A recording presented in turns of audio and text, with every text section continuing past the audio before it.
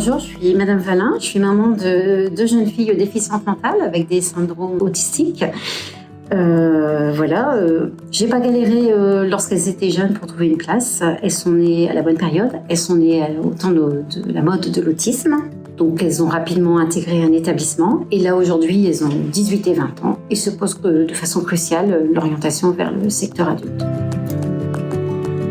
Eh bien, naïvement, moi, j'avais cru que si on créait un établissement de 75 places pour des jeunes, on créerait forcément plus tard une structure pour ces enfants lorsqu'ils deviendraient adultes. Et là, j'ai dû faire face à une réalité, c'est que l'autisme, désormais, c'est plus la mode. La nouvelle star de la Fashion Week, c'est l'inclusion. Et que mes filles ne correspondent pas au canon et qu'il n'y a aucun établissement pour elles.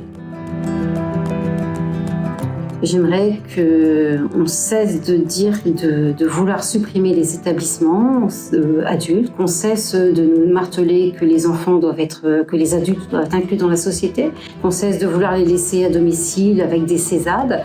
Nos enfants, nos jeunes ont le droit aussi d'avoir une place dans un établissement adapté à leur handicap. Et puis le souci, c'est la liste d'attente parce que j'ai bien compris que pour que mes filles aient une place, il faut qu'un autre meure. Et là, je ne vous parle pas d'un vieux qui est en EHPAD. Je vous parle d'une personne qui est un peu plus âgée que le vôtre, qui est un peu plus handicapée que votre enfant, mais il va falloir attendre que cette personne meure pour que votre fille ait une place. Et ça, j'avais jamais pensé pouvoir me transformer en vautour.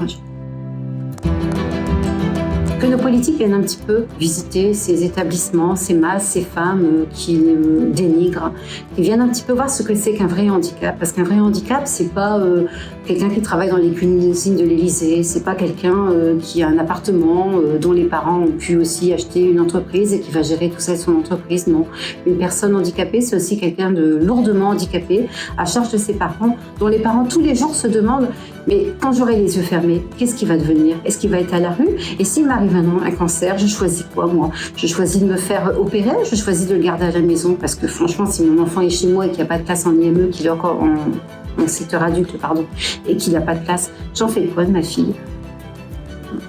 Voilà, je pense qu'il y a vraiment une prise de conscience de nos pouvoirs politiques, de ce qu'est réellement le handicap, et arrêter d'être dans un monde de bisounours où on puisse penser que parce qu'un adulte va côtoyer un autre handicapé, il y aura de l'empathie.